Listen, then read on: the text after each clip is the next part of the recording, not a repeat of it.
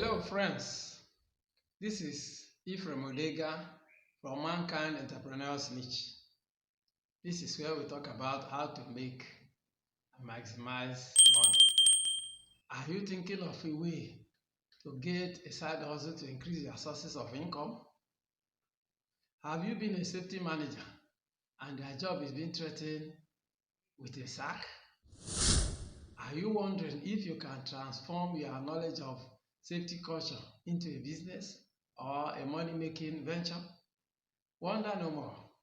Here are 25 ways you can turn your knowledge of safety culture into cash. Please, if you have not subscribed to this channel before, just do that now. Hit the notification button and whenever we come up again, you'll be one of the first people to be notified. One of the things you have to do in order to transform your knowledge into cash also is to start safety consulting. You have been a safety manager for quite a while and you have gained some knowledge in the field. You can start safety consulting, approach organizations, approach companies, and they will give you a job. You consult for them. It's not every company that can afford to hire a safety manager. You can, these small businesses, you can consult for them on safety. And that is a way you can transform your knowledge into money. Then another one is that you can start conducting safety training for organizations, small businesses that need to train their staff and their customers. You can start organizing safety training for them. This could be monthly, quarterly, or annually, or weekly, as the case may be. So you can start safety training for organizations. And another one, the third one is you can conduct safety audit for them. Carry out audit for them. They have got their standards. You can come and see how compliant they have been with their procedures. And they will pay you. Get into contract with them and maybe twice or thrice a month, a year, you come and carry out audit for them, or the compliance audit. Then you can also carry out safety product sales. That will be my number 4. Safety product sales.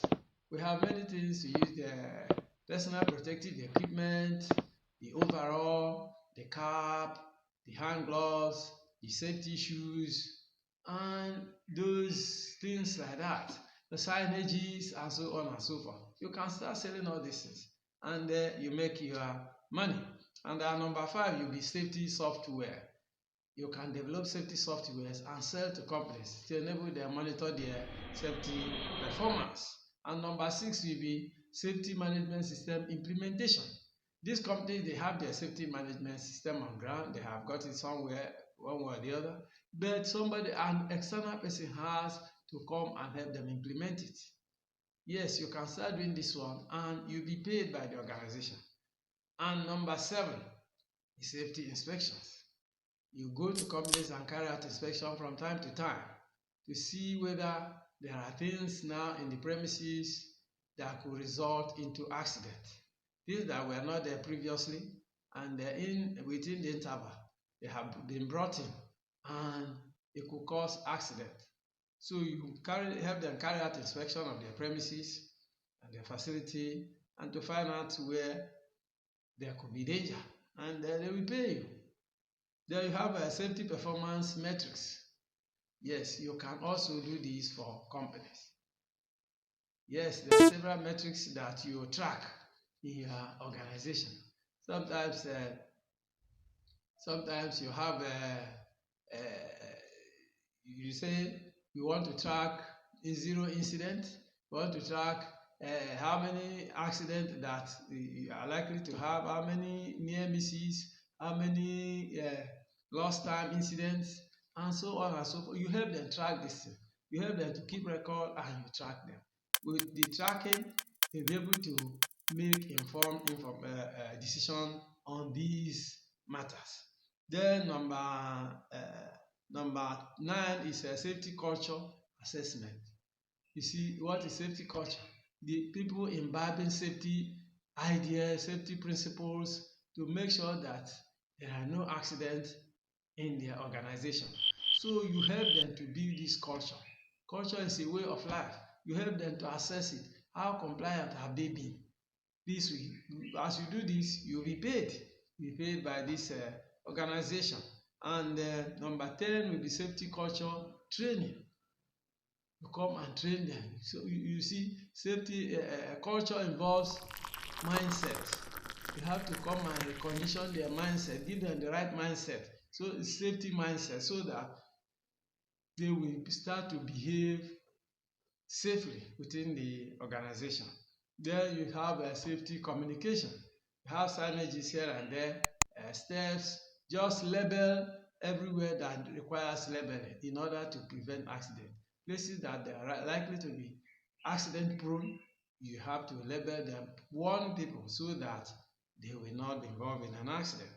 And the 12th one is the safety meeting facilitation. You see, when we were in the organization, we hold weekly safety meetings. Some people hold it by fortnightly and so on. Safety meeting is important. That is where you come and share ideas. If there are incidents within the interval, you come and share the idea and lesson learned. From lesson learned, you will now be able to guide yourself. You share lesson learned from every incident. Every recordable incident during that period is brought to the meeting. And after the training of that week, then you share lesson. You carry out from the root cause analysis report. You share the lesson so that people will learn and they will go and disseminate the ideas to different parts of the organization, depending on the level of that meeting. Depending on the level of that meeting, if it is the managers meeting, the managers will now go down to their lines and cascade this information to them, the lesson learned from the incident. And if you do that for organizations, you will be paid. Please, if you have not subscribed to this channel before, please do that right away so that whenever we come up, you'll be the first person to be notified. Then number 13 is safety risk assessment. We carry out risk assessment of every organization. What are the things that can pose risk in your organization? What are those things in your organization that can cause accident? Then you talk of how to manage them. You have medium risk, you have low risk, medium risk, and high risk. You help organizations to assess the risk present in their environment, because every environment is prone to accident or is full of risk, and you have to assess the level of risk in each organization. You help them do this thing and they will pay you, especially small organizations who may not be able to employ full-time health and safety manager can engage you. You come and perform this thing for them and it will be okay for them. Then number 14 is safety incident investigation. Whenever there is an incident or accident in an organization, investigation has to be carried out to find the root cause. If you specialize in that one, the organization, whenever there's any form of reported accident, you go and carry the investigation for them. After this investigation, you report to them, you tell them the root cause, the most likely root cause, so that they will cascade this to their members and it will help to prevent future accident. It is very important to carry root cause analysis, RCA, of every incident that has happened within our organization. With your knowledge of health and safety, you can do this for small organizations and they will pay you, converting your knowledge to money. Then number 15 is safety compliance audit. Go and carry out audit. How are people complying with the laid down regulation, with the laid down procedures? Their compliance with government instruction, comply with the legal provisions and industry provisions, industry regulations, government regulations. You help them to carry out these compliance audits where they have failed, you help them you point it out to them that look, you have not done this, you have not done this, you have not done that, and it is time. Maybe it's something they have to do annually, and it's already in the next year they have not done it. You go through all their documents that they are supposed to renew with government, or they are supposed to pep up. You remind them and you help them to do it. Some of them don't even know the ministries where some of these things are done. So, and you, from your experience, you will know. You help them do all these things and they will pay you money. Then number 16 will be safety management coaching. You go and coach these people on safety management, most especially from managers level, the people that have people working under them. You coach them, you teach them, and they will cascade the knowledge down to the work level, and this will help them to keep environment and workplace safe. And when you do these things, you are paid. Then number 17 is safety culture workshop. You organize workshop for the companies on safety culture. You can have the several right organizations, tell them what you can do, just tell them that this and this and this and this, tell them the need for it, and you organize workshop maybe 3 times or 4 times in a year, or according to sections of that organization. Some organizations may not be one office company, they may have offices here in about 3 or 4 locations, and you have to go around and conduct workshop for them. And in this case, you do that, they will pay you money. Number 18 is a business you can do with your safety knowledge culture will be safety documentation service. You help your organization to document their safety. There are several things you can they document: safety policy, all policies in the organization, missions and visions of organizations. All these things you document them. Help them document, write policies for them, and you are paid. Then number 19 is safety program development. You help them to develop safety programs. What are the programs that will help to raise safety culture awareness? You help them to develop it, maybe annually, or some of them are held annually, some quarterly, some weekly, and so on. Some of them may involve awarding prizes for safe behaviors.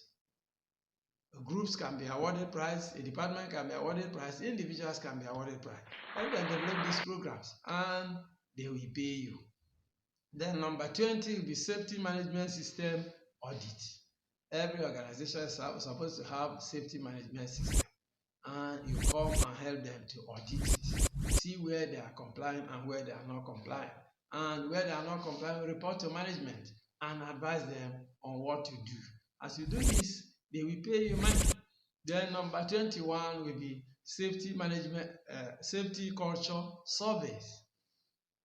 Safety culture survey. You draw questionnaires and distribute it among the staff of that organization, even customer who visit there. You distribute them, share it to them, trying to extract information concerning safety and see how they are complying and see how they have internalized safety in their relationship with the business. With this, they will pay you money. They will pay you money. Please, if you have not subscribed, just do that right away so that we'll be on the same page. Then 22 is a safety culture benchmarking. Safety culture benchmarking. You compare what you have. What is the standard set? Where are we now? You do this for organizations because there are standards for everything. Then are we meeting up with the standard? Then you check how the companies are faring, check where they are, and see how they'll be able to move in order to achieve the standard set by the regulatory authorities. Then 23 is a safety culture coaching. You can carry out coaching for organizations and even individual families. You can go and coach them. With this, you will be paid. You earn money from there. 24 is safety culture metrics. Safety culture metrics. You go and develop these organizations and they will pay you money. Then we have a safety number 25, which is the last here, not the least anyway, the safety culture improvement. After you have done several things, audited the companies and done here and there, and see where they are able to identify the level where they are, you can suggest improvement. Where they have not measured up very well, you suggest ways of improvement. With all these ones, you'll be paid money.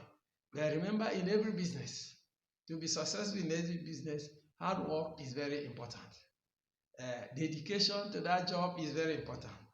Commitment is very, very key in succeeding in every business, most especially side hustles that you want to engage in. Please, if you have not subscribed, do subscribe so that next time you'll be one of the first people to engage, to receive our videos in this area of our discussion. Till we meet in the next video on safety culture.